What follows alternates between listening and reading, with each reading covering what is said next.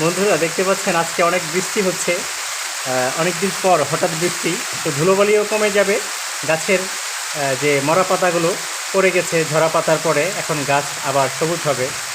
গাছের প্রাণ ফিরে আসবে বলা চলে। তো দেখতে পাচ্ছেন অঝরে বৃষ্টি পড়ছে। আর পাশে একটি লিচু গাছ, অনেক বছরের পুরনো একটি লিচু গাছ বৃষ্টিতে ভিজে যাচ্ছে। মনে হয় যে বৃষ্টি এসে গোসল করিয়ে দিচ্ছে এই গাছটিকে।